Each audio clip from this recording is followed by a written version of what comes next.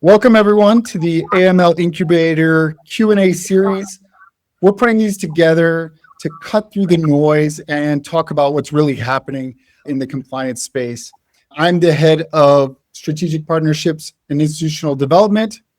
My name is David Beckett, and I'm joined by Heike Gazarian, our Chief Business Development Officer, as well as our founder and CEO, Tigran Rostomyan. Thanks for taking us on, David. So our goal today is to keep things purely informative. The regulatory landscape, especially around crypto licensing, it's shifting incredibly fast. And we're seeing a lot of the same challenges across the industry. So we brought Tigran in, our founder here, to give us an expert ground level perspective. And so we're very happy that we have the time to take this now. Let's start at a high level. From what you're seeing daily with clients, and of course the regulators, what's the most significant shift in the compliance industry like right now? Canada specific and Europe maybe, you mean? Canada, yeah. Well, yeah, FINTRAC took some stance towards more enforcement with changes that we had politically in the country. We had Trudeau resign, Carney coming in, a lot of changes, new management. They have taken and enforced some more enforcement. In the past, we had very light enforcement in Canada, province to province. During my career, I barely remember cases where someone went to jail for money laundering. Right now, it has changed. We have seen massive wave of money services businesses being revoked for simple things like not being on time when it comes to responding to clarification questions or requests for more information from the regulator. Okay. So these are some of the things. On top of all that, additional regulations came into force. I'm talking about the Retail Payments Activities Act, which technically put most of the money services businesses under a new regulator and under a new regulation, which is Bank of Canada and the Retail Payments Activities Act. Barriers to entry had significantly increased for Fintech. On top of all of this, we have the regular challenge of banking access when it comes to Fintech. These are the new developments in the country. Aside from that, aside from whatever is happening worldwide, we have Canada to be considered one of the launch pads of the Fintech. So a lot of people from Europe after MiCA are coming to Canada to have Plan B if they don't get the MiCA license. We do see small migration, I would say, of businesses, which is good for the country. However, barriers to entry had increased. Aside from barriers to entry, maintenance of businesses is significantly harder compared to getting in right now in Canada. For example, in Europe, it's easy to maintain it compared to getting it. In Canada, it's easy to get it, but it's significantly difficult to maintain. Okay. So Tigran, building on that, I mean, we're seeing a lot of turbulence in the industry, in the market across the board, whether it's crypto, whether it's the financial sector in general. We've got MiCA that's just dropped with 300 firms getting actually licensed and another 2,700 out the door. We've got FinCEN, and it's oftentimes rolling rules coming out. And then, of course, the events that you just discussed with MSBs in Canada. When firms come to AML Incubator to handle, let's say, their crypto licensing or compliance operations or regulatory licensing, and they're obviously overwhelmed by all of this, what do you think is the biggest kind of misconception that, let's say, small and medium-sized enterprises in the space have when trying to build out their compliance programs? Misconception. Okay, well, that their work is done once they have gotten the registration and licensing. No, this is where everything begins. The amount of work that needs to be done after you got the registration with FINTRAC, for example, is unbelievably large, and a lot of people don't know about it. They think, okay, I got it. Next step for me is to get a payment service provider or an EMI outside of the country, and I can start doing it. No. That's not how it works. You have obligations that you have to meet with the regulator. You have to be audit-ready all the time. You need to make sure that you have a compliance posture in place, because a regulator can come in and audit you at any moment. and knock on wood, you fail it. Okay. We're not here just to be your evil. We are here to protect you as a founder, protect the company and public in general from unforeseen circumstances like regulatory non-compliance, like terrorism financing, like fraud, scam, people getting harmed. That's our main job. When you have a money services business, it's a weapon that can be weaponized by an illicit actor. Okay. So that's why when clients come to us, we mention, hey, we're not here to put check marks for you. Okay. We're here to be your CAMLO. We do not report to anyone in your company. Our mandate here is to make sure that we protect you from the regulators, the illicit actor. And we need to do that for yourself, for your company, and public in general. That's our main job. And when we do this, the business stays compliant. Well, we had instances when the regulators came in and audited some of our clients, and we just showed them, hey, no program is perfect, but we are taking reasonable measures or more to protect this ecosystem of financial health of the country. Okay? When I say protect from regulators, we work with them. We respect our regulators. Okay? We're not here to make sure when you do something wrong, then we go and make sure that it doesn't really look wrong in the face of the regulators. No, we just want to make sure that you are doing everything properly as per the law. Okay? So we need to make sure that you meet your obligations with the regulators, follow the guidance by the regulators, and follow Proceeds of Crime, Money Laundering, and Terrorist Financing Act, which is the act that is enforced by our regulator here in Canada, FINTRAC. Okay? And another thing that we hear a lot is estimation or the misunderstanding of how the costs are associated with overcoming the barrier of entry, which is for fintech's compliance in a lot of places. So it's one of these barriers, hurdles that you need to overcome. A lot of fintechs will underestimate or not estimate at all the costs associated with maintaining compliance in Canada. So they'll try to move fast and they will purchase a money service business, for example, instead of registering one.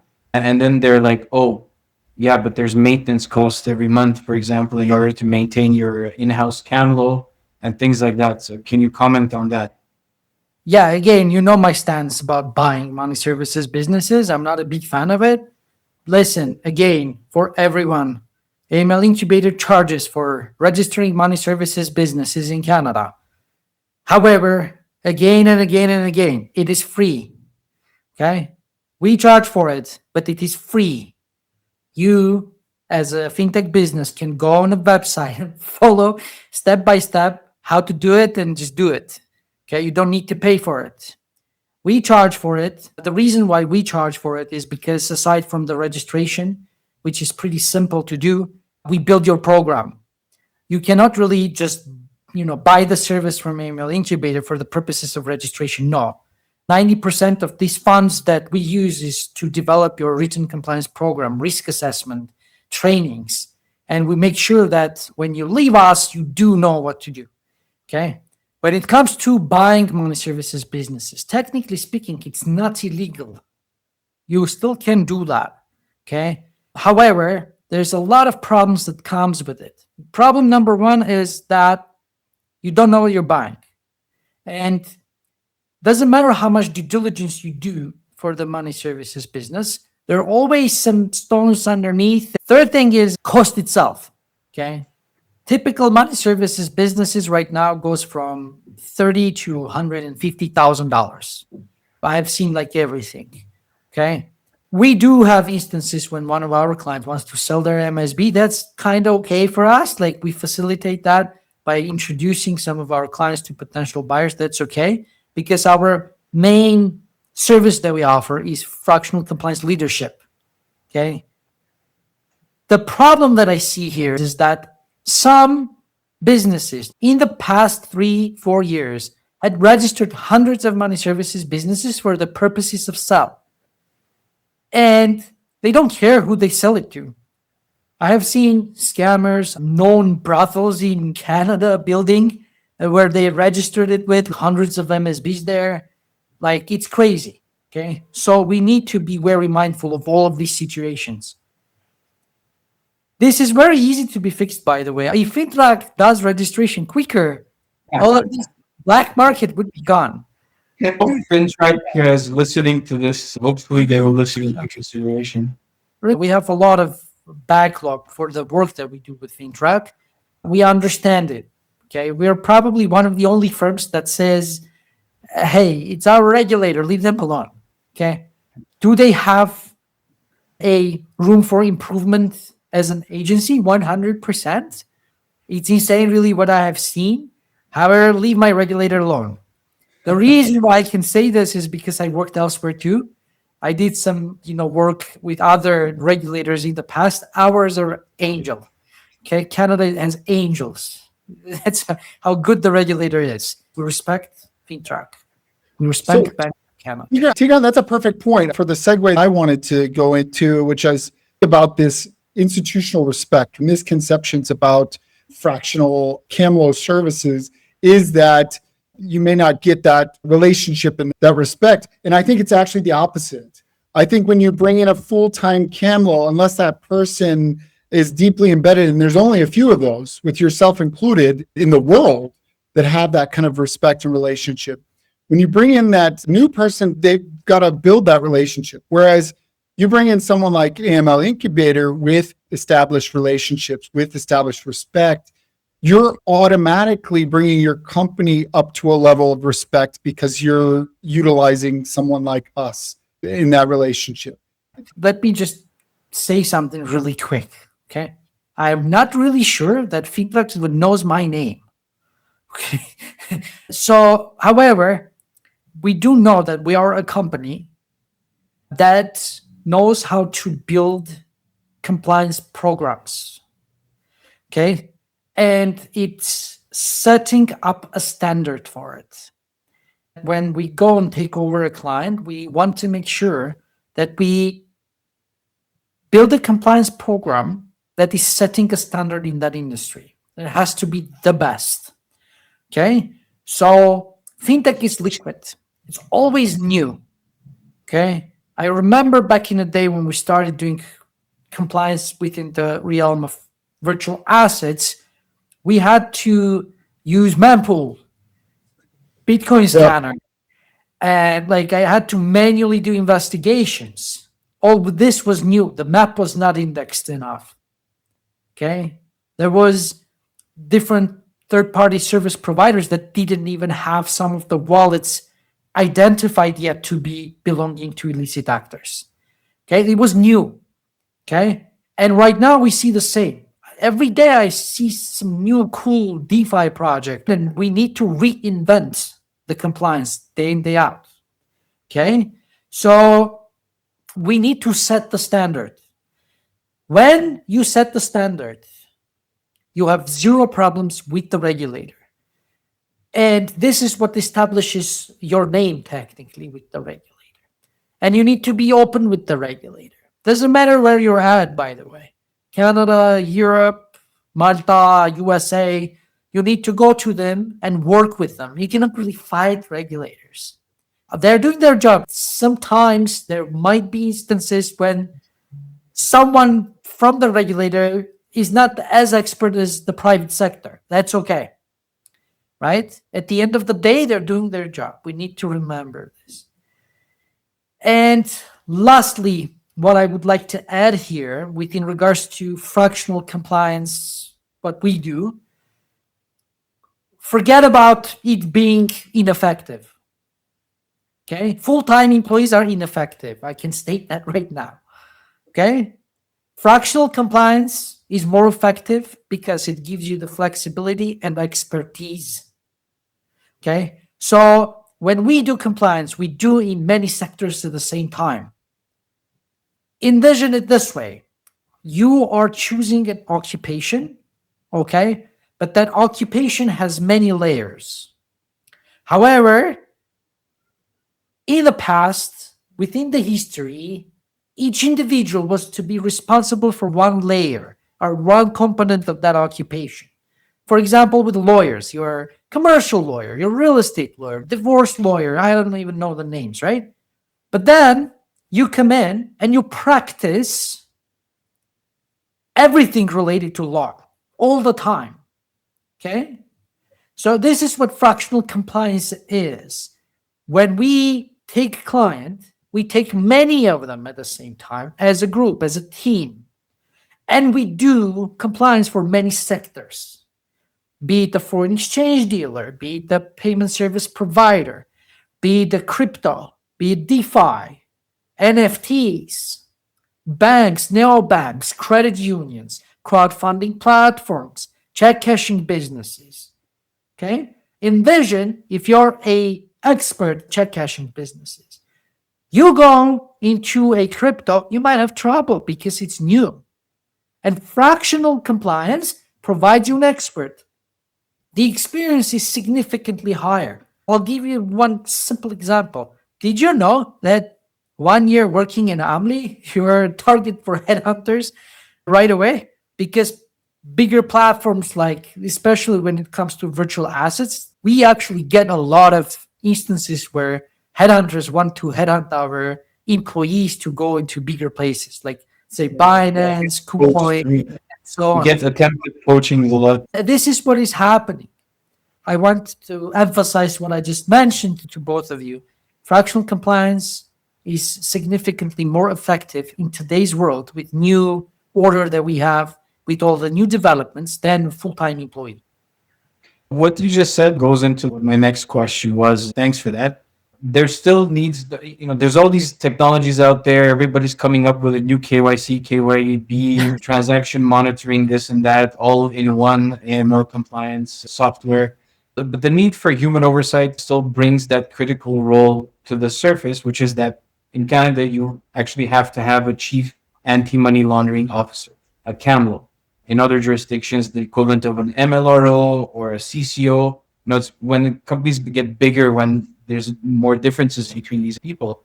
But a lot of startups, which of course do a lot of them come to AML, they simply can't afford that highly experienced person with the 6-digit plus salary right away. They can't afford it, but they still needed that compliance from the beginning. So, and you already explained the fractional part of it and why it makes so much sense. Financially speaking, when it comes to like the pricing of it, what can you say? What are the advantages of going fractional? You get the expertise, as you said, you get a whole team behind it, and fractional, we're assuming here it's for basically a fraction of the price of getting that full-time employee in-house. You're absolutely right, Heike. You're absolutely right. And especially, these two words are important to be used. When you are at the early stages, pre-operational, you do not need full-time employee, because you're going to hire that full-time employee, and that full-time employee is going to sit and do part-time work. When you hire us at AML, we are acting as your chief compliance officer if needed on a full-time basis if there is a requirement. Okay? So you need us to work 40 hours per day? We will do that. How? We'll bring more people in to do the work. If you don't need me, I won't do the work. And at the end of the day, you pay a fraction of it. So a good expert in Canada starts salaries about 150 to 200,000 Canadian dollar, right? And when it comes to our fees, I don't want it to be disclosed, to be quite honest, but it's actually a fraction of it. Okay? Yeah. Really fraction of it. It makes it affordable. This is another barrier that we eliminated by providing this service, because early stage startups without massive budgets can enter the market with us. It's not even just startups, I guess. It would be established entities that are entering new jurisdictions, because, AML Incubator, we're talking about Canada and FINTRAC. It doesn't matter, quite honestly. It doesn't- At AML, we have a client that is a massive conglomerate. We have a client that is like 9,000 employees. All right, so it's just the owner. Okay, so doesn't matter, and we charge both of them the same. Yeah. Yeah, thanks, gentlemen. I appreciate it. Look, I think we covered a lot of stuff here. We covered some of the industry challenges, the challenges you face coming into any jurisdiction, what challenges you face with compliance. And I think we've hammered home.